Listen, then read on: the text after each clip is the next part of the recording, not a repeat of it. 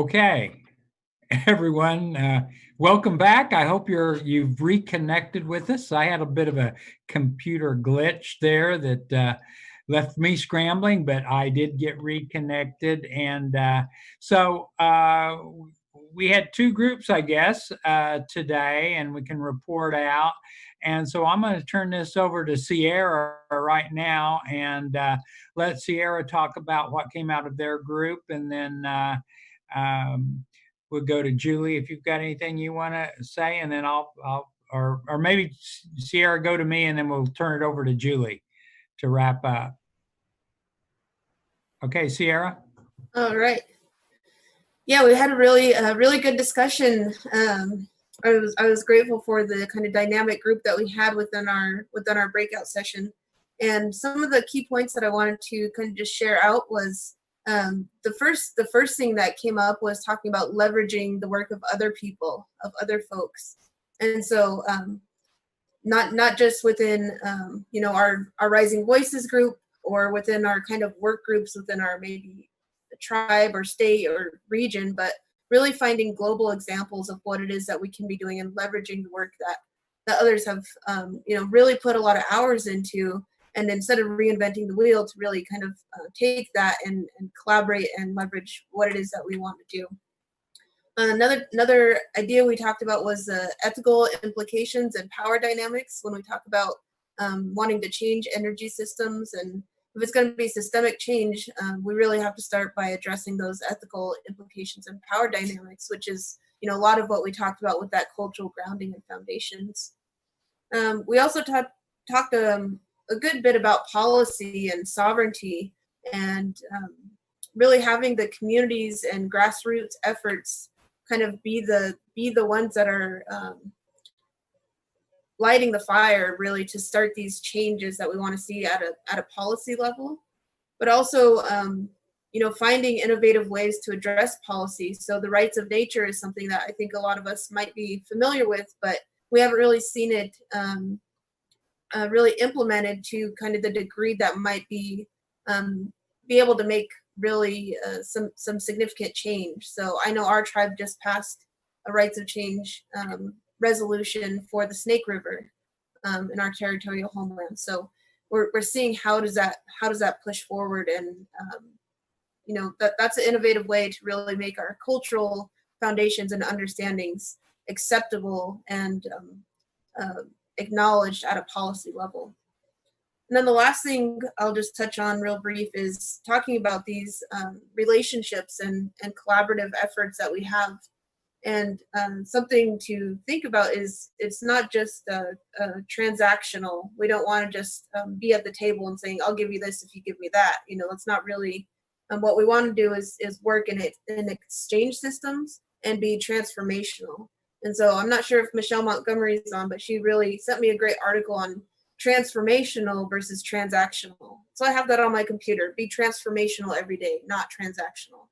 And I think that's something that when we talk about weaving in policy and science and to see this as change, this is something that we can do, especially with our Rising Voices family. Let's really push ourselves to be transformational with each other. Let's build those relationships that are going to be transformative for our communities and not just transactional. So I'll pass it back over to you, Dan. We had some rich discussion, and I'm sure you guys did in your panel as well too.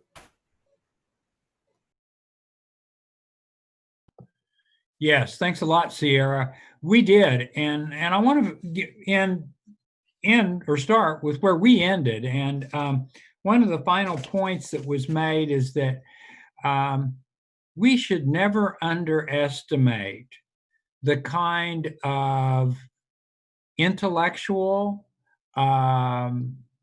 capital, if you will. I hate using that word. Let's put the intellectual strengths that we have among our people, and the wisdom that resides with our people and in the places that gave us our unique identities. I think one of the things that's really going to be important for Rising Voices is to keep figuring out how we can invest in our tribal colleges and our students, our young people, and give them opportunities to be some of those future materials scientists, engineers, that ecologists that help us really address some of the pressing problems we need from an indigenous worldview and framework. I think that's the other thing that is really critical is for too long we've let other people tell us uh, what they thought our strengths were, and it's time for us to really draw on what we know our strength is, and that is uh, our cultures, the wisdom, the intellectual traditions that reside there.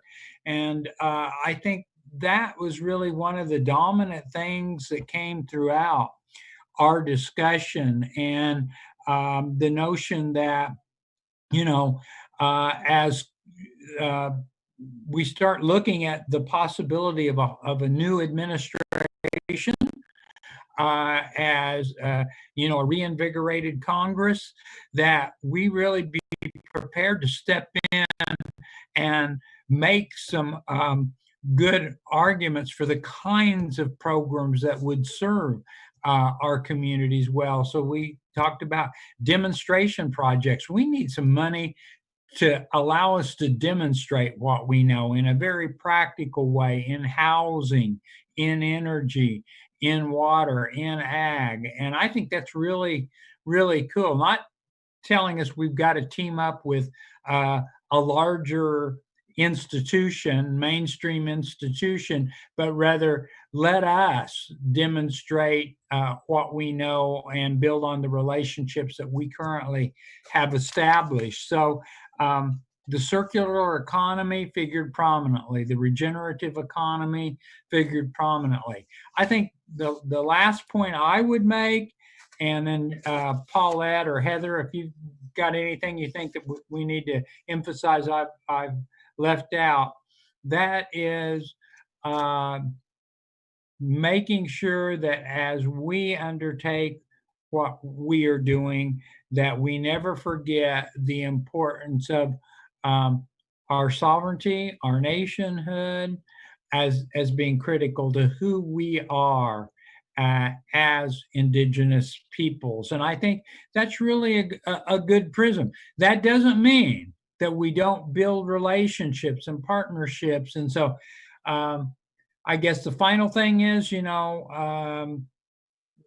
Rising Voices is becoming that boundary organization that helps us bump up against those larger institutions and work for change, work for real inclusion, and work for real empowerment.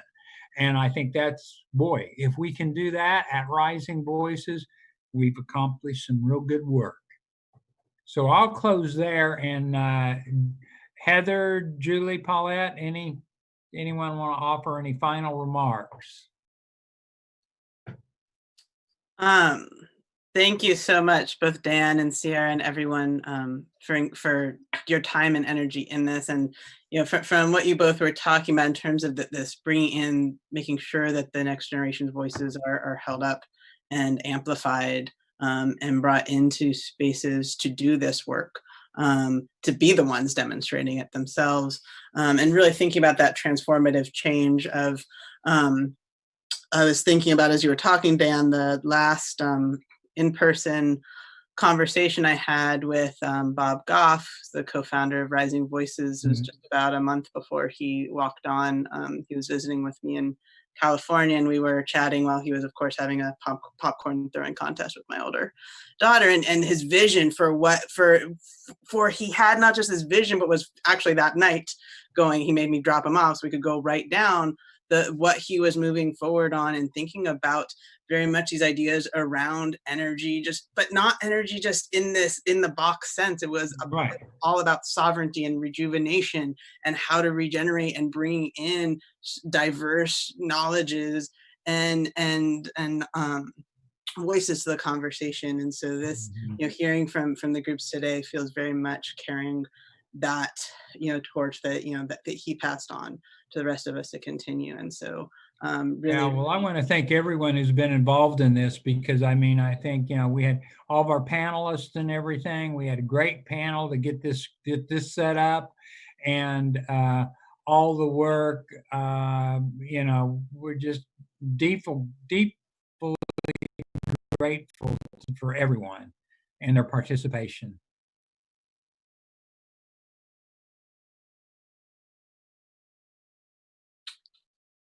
And with that, I think we will pass along before we let you go. Thank you hugely to Dan and Sierra for leading and navigating us through this journey today and many, many other days of our lives.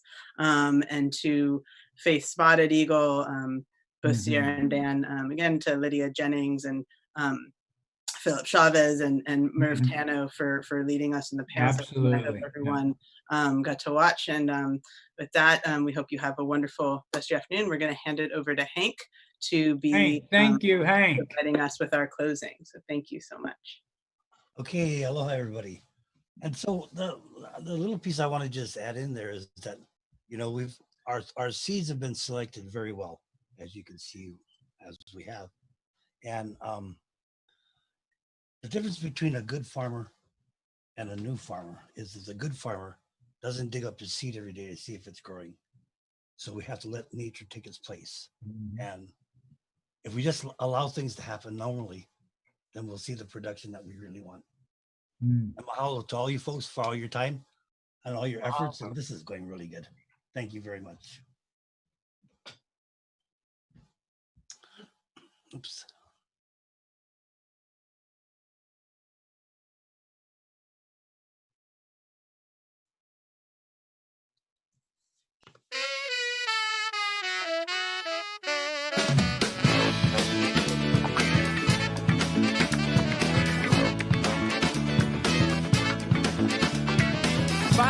Alarm bell rings, same thing every day. Well, answer the phone, I'm not home, I'm already on my way. Out the door, down the street, got to keep me on my feet. I got coffee, I got donuts, in the office down the street. And the fat hat lady's faking a heart attack. And my manager yelling at me, say, can't give her money back. The bank called, the notice overdue. And that's just one more thing I gotta do.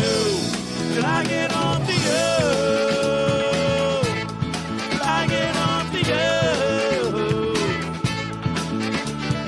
12 o'clock, the lunch bell rings, same thing every day. You better answer the phone in the proper tone. Yes, sir, whatever you say. Right on time, on the time, got to keep me on my feet.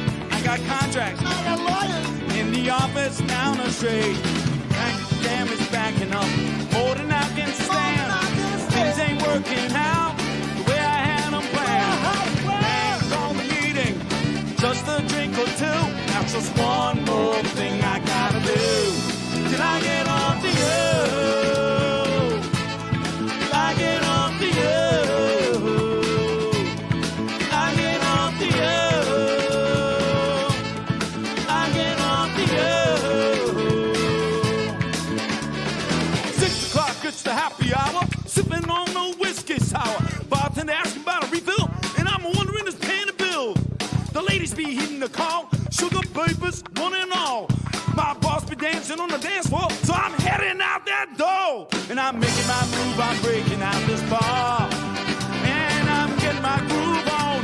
I'm driving home in my car, and the blue light comes flashing into view. And that's just one more thing I gotta do.